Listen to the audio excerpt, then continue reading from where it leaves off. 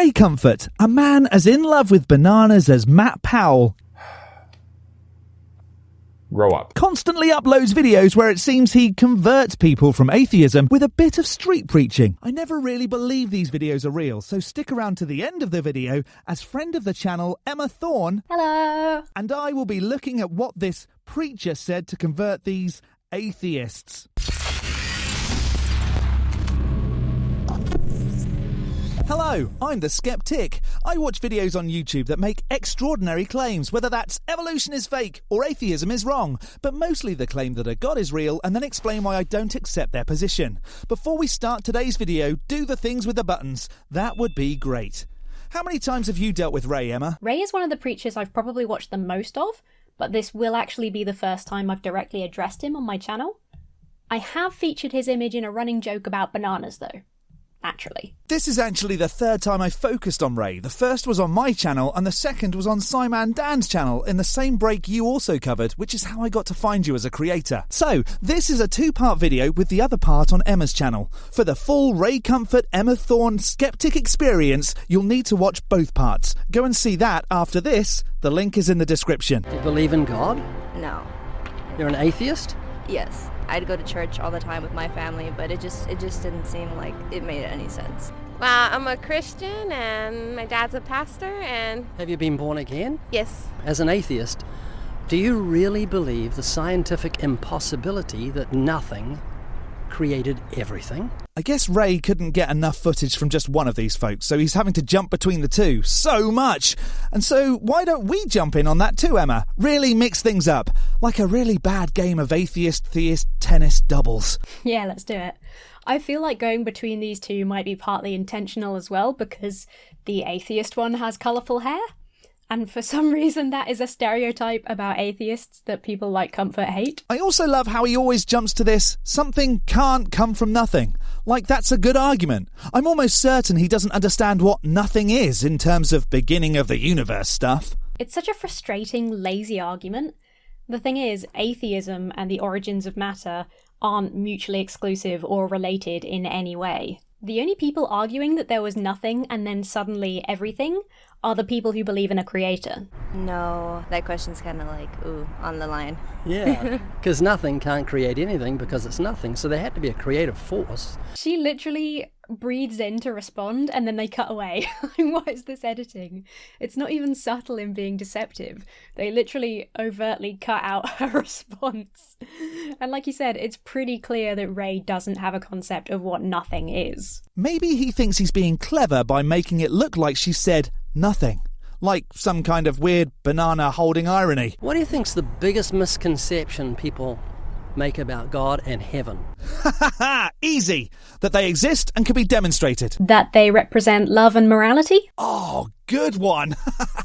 Maybe there is no afterlife, maybe they believe, and they could do whatever they want. No consequences. Again, a deceptive cut. And this is the nice theist girl that they're putting forward.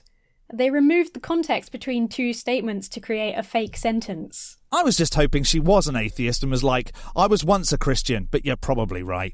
Though they do seem like plants, which comes up a lot in Ray videos. What about the thought that most people think they have to be good enough to go to heaven? What would you say to someone who says, I'm good enough to go to heaven, I'm a good person? How would you show them they need a saviour? I don't know about you, Emma, but I'd say that I really see no way that you or I would ever go to heaven. But that's okay, because you're just as likely not going to go to a hell either. This is a strange line of questions to throw at a non-believer. I've always thought that I wouldn't want to go to heaven anyway. Not if, like, all my loved ones and the bulk of humanity aren't allowed to join me. Seems kind of selfish. And you're a lifeguard? Yes. If you saw someone in a terrible riptide but they were swimming without any concern, what would you do? Would you try and warn them? Yeah, I would. Yeah, because you care about them. Yes. And because that's literally your job and responsibility as a lifeguard. I'd also hope that the signs around saying beware of riptides would help, but swimming in demonstrably dangerous water and needing physical help isn't the same as praying to an undemonstrated being for having lustful thoughts about Derek down the street. I know he didn't say it, but I presume that's kinda where it was going. Where will those people go if they die in their sins? They'll go to hell. Whoa, whoa, whoa. Define sins. Define hell. Demonstrate either are real and connected. What kind of weird word salad trickery is this? See why I don't think Ray's interviews are ever real? I get so icky when theists smile and enjoy talking about how good people who aren't saved are going to go to hell. Tell me again how this is a loving religion? Because all the bread and wine you could ask for, I think. I do like bread. Shouldn't you warn them? Probably yes. If you see someone drowning, you won't just stand there and say, well, they're drowning. Exactly. I hate how Ray is teasing this out. We all know what you're doing, Ray. You're leading into how Christians should evangelize because it's the right thing to do. Well, then you should be fine with every Muslim, Hindu, Jew, Sikh, etc.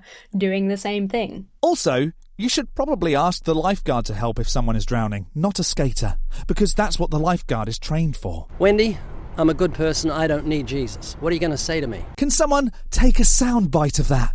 Ray Comfort officially said he didn't need Jesus. What on earth would you say to someone that said that to you as an atheist?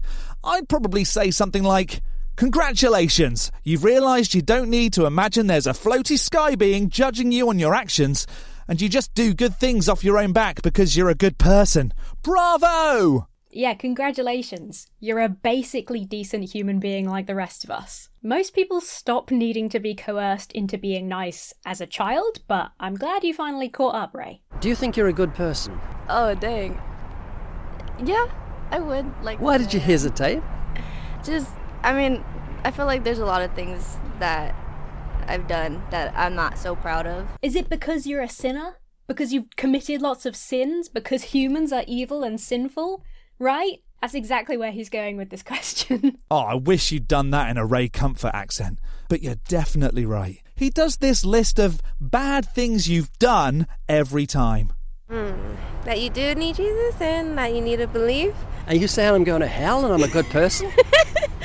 What are you going to say to me? Why the monkey friggin' bananas would an atheist say you're going to hell, Ray?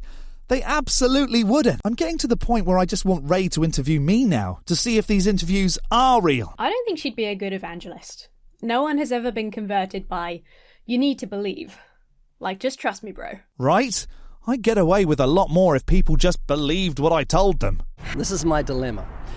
I care about you, and I see you're in terrible danger, but you don't realise it. You're like a man in a riptide who's swimming, thinking he's having a good time, and he's going to get pulled under. Do you believe you're in terrible danger? No. Yeah, if a conspiracy theorist runs up to you and is like, you're in terrible danger, and you look around and shit all is going on, you probably would think that Ray is the danger in this situation. But he's so friendly looking and it makes so much sense. No, I tried to make that sound believable. I just couldn't. Ray is friendly like a smiling clown at the beginning of a horror movie is friendly. He's not explicitly terrifying, but you know something is wrong. Death is wages, according to the Bible.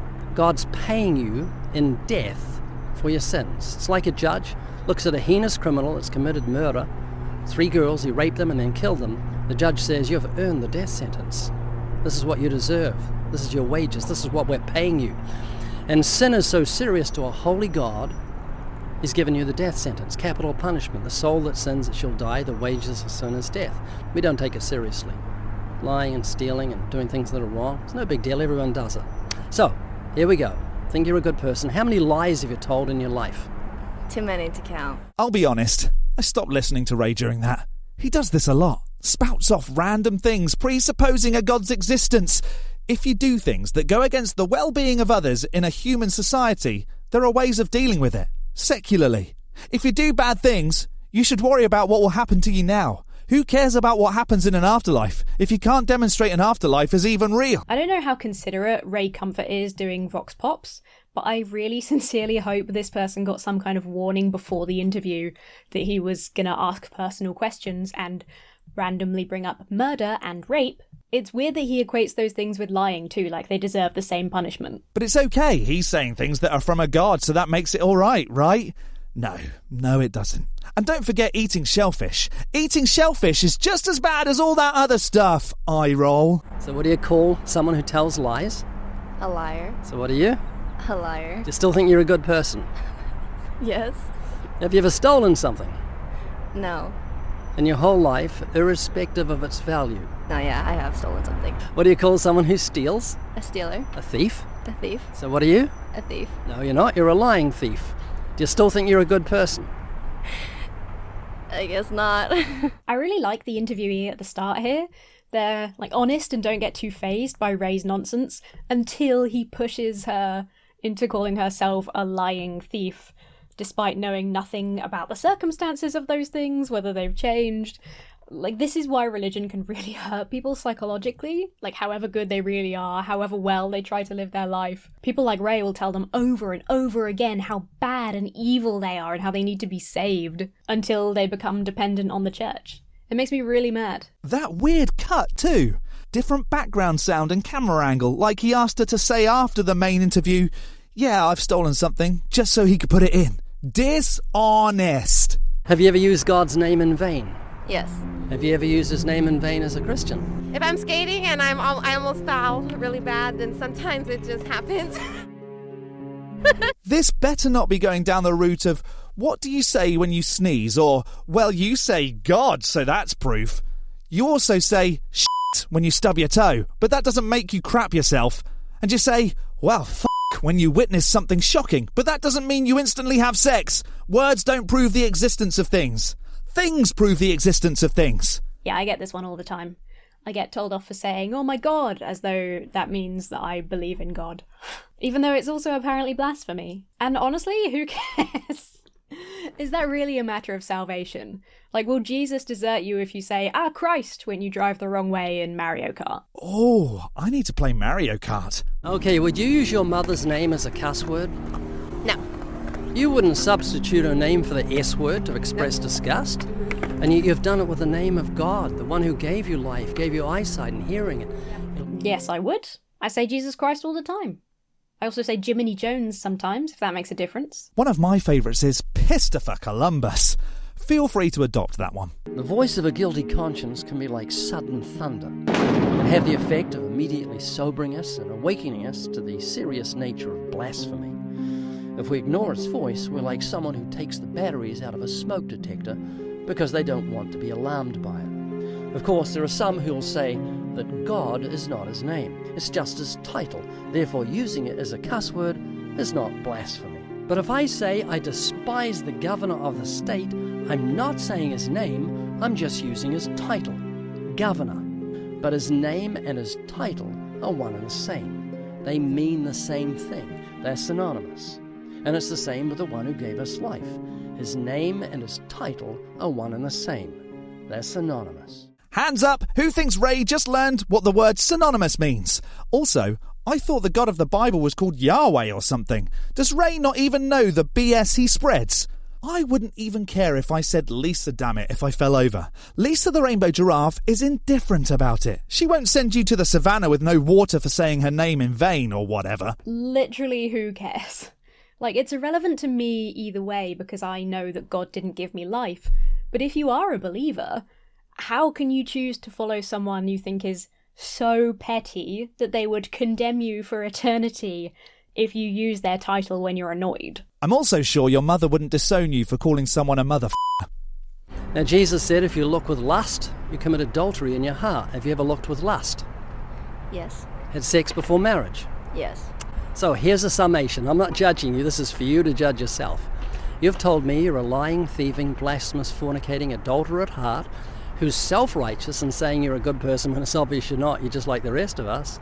So here's the big question, and by the way, you've earned your wages. If God judges you by the 10 Commandments, we've looked at 4 on Judgment Day, you're going to be innocent or guilty. Seems like I'd be guilty. Heaven or hell? Hell. See, that's my dilemma. I'm horrified at the thought of death seizing on you today or tonight, that you'd be damned by God justly. It breaks my heart. They haven't told you that at all, Ray. You've imposed those definitions based on your faith. Most rational people do not consider looking at people adultery. This really makes me so angry. He's not horrified for this person. He wouldn't be manipulating people into feeling guilty about themselves for nothing if he actually cared about them. Here are some words. I'm going to say them fast and hope they stick. I'm with you there, Emma. Looking at someone isn't adultery. Sex before marriage, with consent, is just part of life too. In my opinion, and fortunately my wife's, you've got to ensure you're sexually compatible with someone before you marry. And as for feeling guilty, I wouldn't care how Ray felt, because he hasn't even demonstrated the being he's feeling guilt on behalf of. So, what did God do for guilty sinners so we wouldn't have to go to hell? Let's see if you know. He sacrificed himself on the cross for us. Yeah. Hold up, Mia. Just listen to that. God sacrificed himself so that it would stop itself from judging you. That was on the weird deity, despite it not even being demonstrated to actually have happened. And even then, it was a fake sacrifice, because it didn't even stay deaded. Well, according to my fun Adam and Eve book for kids, God made that plan back when we first sinned in the garden.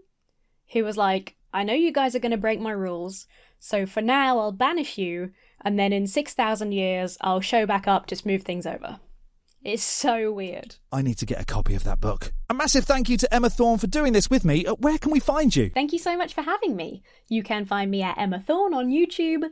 You can also go to linktree/Emma Thorne to find all my links for my socials and things like that. I hope everybody enjoyed the video. Go and check out the other part of this video on her channel. The link is in the section below. And let us know in the comments if we missed anything. For now, we can skeptic Ray off as being more bananical than biblical. A big thank you to this month's ticks on Patreon: MISM, Addy Rockart, the Enixes, Travis, and the absolute lunatic Jimmy, as well as all the base ticks. You can become a supporter on Patreon too at patreon.com/theskeptic. The link is in the description, along with links to all my other socials. Don't forget to hit the like button and subscribe if you haven't already. From me, the Skeptic, stay safe, keep thinking logically, and ask questions. Skepticism is the first step towards truth. See you next Saturday.